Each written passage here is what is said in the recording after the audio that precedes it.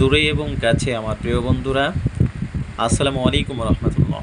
আপনারা দেখতে পাচ্ছেন এই যে ছেলেটা ছোট্ট একটা মাদ্রাসা স্টুডেন্ট, বয়স হচ্ছে 8 বছর। ছেলেটা অনেক অসুস্থ আছে, বাসায় যখন থাকছে ভালো, মাদ্রাসায় যাওয়ার সাথে সাথে বমি আর বমি, অথচ খাবারের প্রতি কোনো অরুচি নাই। অথচ বাড়ি থাকলে ভালো থাকছে, মাদ্রাসায় গেলে এরকম হচ্ছে। ট্রিটমেন্ট চলছে, চিকিৎসা চলছে, কিন্তু কোনো পরিবর্তন আসছে না। তো বাড়ি থাকলে ভালো থাকছে, মাদ্রাসায় গেলে অসুবিধা হচ্ছে, এই হচ্ছে সন্দেহ। যার কারণে তার আব্বা আমার সাথে যোগাযোগ করছে। তো আমি তাকে এই বিষয়টা ক্লিয়ার করার জন্য আমি চিকিৎসা শুরু করছি, কিন্তু তার দিয়ে ভর দিয়েছি। তো মনে করলাম যে শারীরিক সমস্যা হলে তো ওষুধের মাধ্যমে ঠিক হবে, কিন্তু হচ্ছে না কেন? নিশ্চয়ই কোনো অনিষ্ট আছে এখানে। তো দেখার পরে দেখা গেল যে এই ছেলেটার পিছনে জিনের সমস্যা হয়েছে, যে মাদ্রাসায় পড়ে, ওই মাদ্রাসার বাথরুমে। তাই তো নাকি? বাথরুমে একটু কথা বলবা। কোথায় দেখতে পাচ্ছ? হ্যাঁ, কোথায় দেখতে পাচ্ছ? এই পাশে একটা বাথরুম। এই পাশের বাথরুম। বাথরুমটা তো ওই বাথরুমে তো মেলাবার পেশাব করেছে, তো ওই খাঁচা তো দেখতে পারিনি। তা ওই খাঁচা কি তুমি ওই সময় দেখতে পারবা? মানে ছেলেটা বলছো ওই বাথরুমে অনেকবার প্রসাব করেছে, কিন্তু ওই খাঁচা তো দেখতে পারিনি। আমি তো খাঁচা এখন তৈরি করে ওকে বন্দি করেছি ওখানে। ও খাঁচা তো ছিল না, ও তো ওই বাথরুমে থাকে। কথা বুঝতে পারছো? ওই বাথরুমে আমি খাঁচা তৈরি করে ওকে বন্দি করে দিয়েছি না? আমি বলছি না যে একটা খাঁচা খোঁজো, তো আমি একটা খাঁচা তৈরি করেছি, দেখো সেখানে বন্দি আছে। তো ওই বন্দি যা আছে ওই জায়গায়, ও ছেলে না মেয়ে? ছেলে। ছেলে। ছোট না বড়? একটু বড় পাড়া। একটু বড় পানা। এ তো মানে কিউট বাচ্চা, এবং হচ্ছে এর কথা শুনতে অনেক ভালো লাগছে আর কি। তো একে কি কখনো দেখেছো এর আগে? দেখো নাই? এ দেখতে কেমন, পরিষ্কার না কালো? দেখো তো। একটু কালো মতন শ্যামলা রং। একটু কালো না, ভালোই কালো, অর্থাৎ এ কালোই।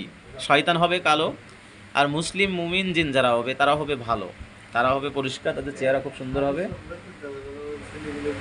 কিন্তু অলরেডি আমার স্যার বলছে যে থাবিয়ে চোখ বের করে দাও ওর। হ্যাঁ, এই ছোটো ছোটো বাচ্চাদের পিছনে লাগা স্বাদ মিটিয়ে দাও। হ্যাঁ, ও থাবিয়ে চোখ বের করবো কি, আসলে ওর বন্দি করে দিব আমি। ওই মাদ্রাসার নাম আমি করছি না, যেহেতু এটা করলে সমস্যা আছে। ওই মাদ্রাসার আর একজন স্টুডেন্ট, মেয়ে মেয়ে সে খুব অসুস্থ ছিল, তার কাছে ওরকম 5 জন জিন ছিল। 8 ঘন্টা ধরে ওর উস্তাদরা বা অন্যান্য চিকিৎসকরা 8 ঘন্টা ধরে চেষ্টা করেছিল, কিন্তু পারে নাই। পরে আমার কাছে আনার পরে আমি 15 মিনিটে ক্লিয়ার করে দিই, সেই জিনগুলোকে হত্যা করে দিই, মেরে দিই, দিয়ে সেই মেয়েটাকে সুস্থ করি। আলহামদুলিল্লাহ সে এখন সুস্থ আছে। তার আম্মু আমার গিফটও করেছে, অনেক খুশি হয়েছে। তো সেই মাদ্রাসার স্টুডেন্ট এটা, ছেলেটা অসুস্থ আছে, সবাই দোয়া করবেন। তো চলুন আমরা এখন কথা বলি তার সাথে। তুমি কি এর আগে কখনো দেখেছো ওকে? তাকে ওই যে বাথরুমে যে আছে তাকে দেখেছো কখনো? দেখো নাই, অর্থাৎ তুমি দেখবা কিভাবে? ও তো তোমার অদৃশ্যভাবে তোমাকে ক্ষতি করছে, ঠিক আছে? তুমি চাও কি এখন বলো তো? ওকে যে আমি পেয়েছি, ওকে মেরে ফেলাবো, নাকি ওকে বন্দি করে দিব, নাকি ওর এখন মার দেবো? তুমি কি চাও বলো? মেরে ফেলো। মেরে ফেলাবো? কেন মেরে ফেলালে তুমি খুশি? কারণ কি, তোমার রাগ আছে নাকি? হ্যাঁ, আমার সেটা কি সব করেছে, হ্যাঁ হ্যাঁ, ওর তো ছাড়বো না। ও ছাড়বা না না? ও তোমার কি করেছে? হ্যাঁ, কি বললে? ও আমার সব কি সব করেছে, আমার ছাড়বো না। আচ্ছা, মানে ও বলতে চাচ্ছে যে ও আমার অনেক কিছু করেছে, আমার বমি হচ্ছে, আমি অসুস্থ, ওর জন্য আমি মাদ্রাসায় পড়তে পারছি না, ওকে ছাড়া হবে না, ও এই কথা বলছে, বলছে মেরে ফেলান। তাই না? আচ্ছা, কয়জন আছে তাহলে? একজন। আচ্ছা, তুমি দেখো তো ওখানে আরও কেউ আসে কি ওই খাঁচার ভিতরে? আমি যদি কেউ থাকে নিয়ে আসছি। এই তোমার সঙ্গী সাথী যদি এখনও কেউ থেকে থাকে, দূরে কিংবা কাছে, যেখানেই থাকুক না কেন, ছেলে হোক মেয়ে হোক, তোমার সঙ্গী ওই বাথরুমে তুমি যে বন্দি হয়েছো, তোমার সঙ্গী যদি এখনও কেউ থাকে, আমি নিয়ে আসছি। বলো হিয়া ইলাইয়া নাউস্তামান আফরুমিনাল জিন ফকলু ইন্না সামিনা কুরআনান আজাবা বিসমিল্লাহিল্লাহু আকবার। দেখো তো ওই খাঁচার ভিতরে নতুন করে আর কেউ এসছে কি? আস্তান হাবিব না, ওই একাই আছে?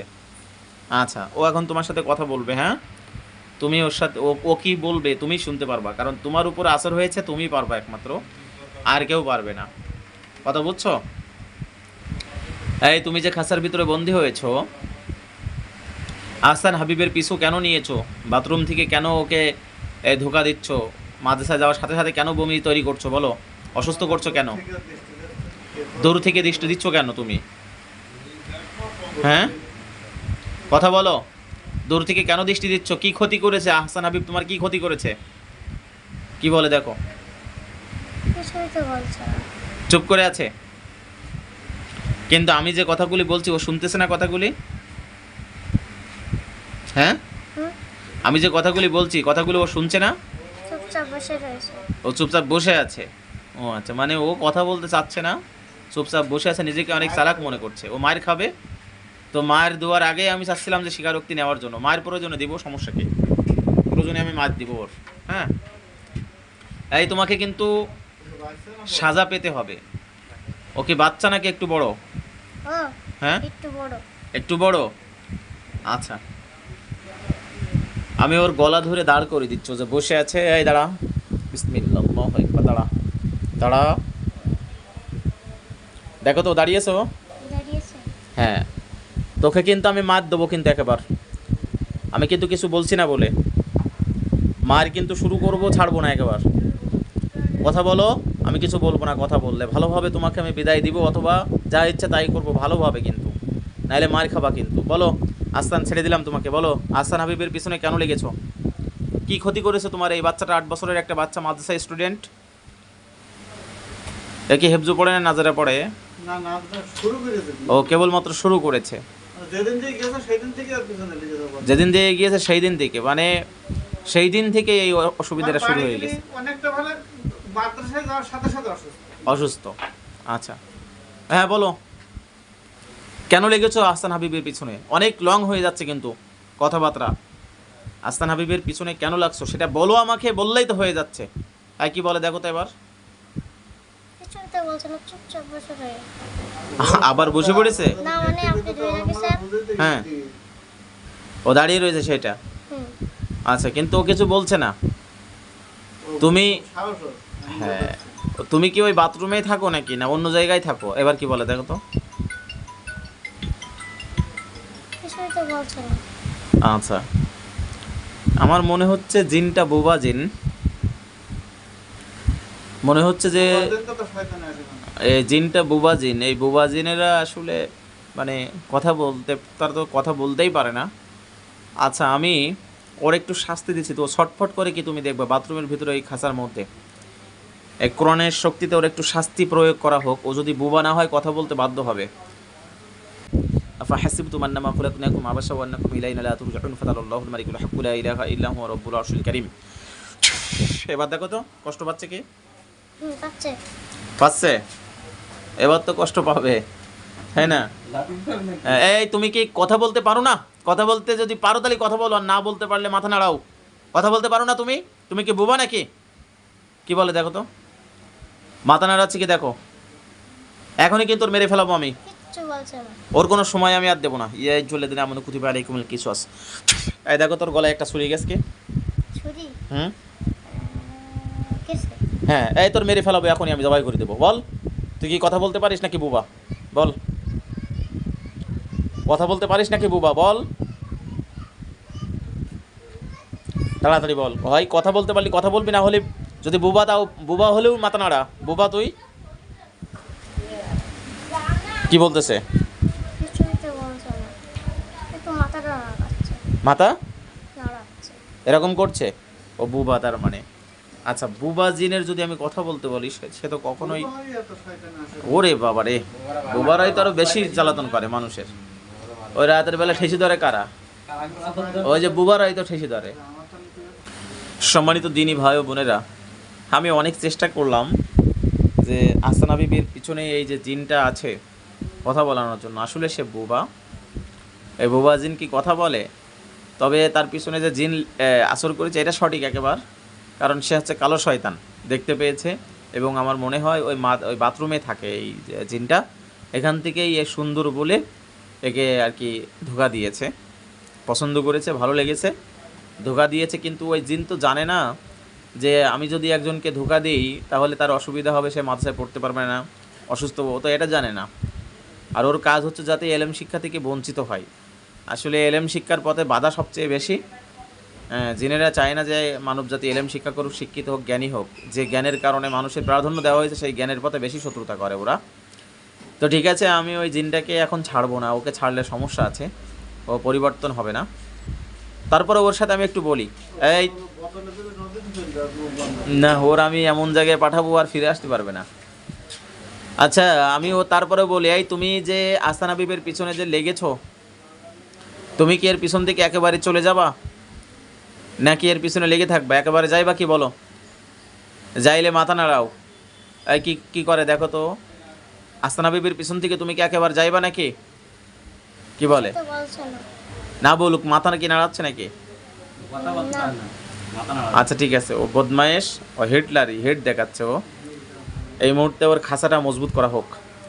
ইন্নাহুম ইয়াকিদুনা কাইদা ওয়া আকিদু কাইদা ফামাহিলিল কাফিরিনা আমহিলুম রুওয়াইদা ওয়া মাকারু ওয়া মাকারাল্লাহু ওয়াল্লাহু খায়রুল মাকিরিন। ওর খাসাটা অনেক মজবুত হয়ে যাক, কোনো রকম ভেঙে বের হতে পারবে না ও। যতদিন ভালো না হবে ততদিন মুক্তি পাবে না, ওইভাবে খাসার ভিতরে বন্দি থাকবে। বিসমিল্লাহি আল্লাহু আকবার। যা, অনেক দূরে তোকে পাঠিয়ে দিলাম, অর্থাৎ ইন্ডিয়ার বৃন্দাবন চলে যা। তোর খাসাটা ওখানে পাঠিয়ে দিলাম, তুই কখনো ফিরে আসতে পারবি না। আল্লাহর হাওলায় তোকে দিয়ে দিলাম। তোকে আমি মেরে ফেলাতে পারতাম, কিন্তু না, মারবো না। আল্লাহ যদি ভালো চায় তো মুক্তি দেবে, তাছাড়া মুক্তি পাবি না তুই। যা, বহু দূরে চলে যা। বিসমিল্লাহি আল্লাহু আকবার। অনেক দূরে চলে যা। দেখো তো বাবা, ওই খাসাটা ওখান থেকে চলে গেছে কে? খুঁজে দেখছি। আর আছে বাথরুমে? না। হ্যাঁ, চলে গিয়েছে। আলহামদুলিল্লাহ, আলহামদুলিল্লাহ। আর আছে নাকি ওই মাদ্রাসার ভিতরে? আর কোথাও পাও কি দেখো তো? না। আর কোথাও কিছু আছে? হ্যাঁ আছে। তোমার শরীরের ভিতরে কি কোনো রকম এই মুহূর্তে কোনো গরম বা ঠান্ডা বা কোনো কিছু বুঝতে পারছো তুমি? হ্যাঁ,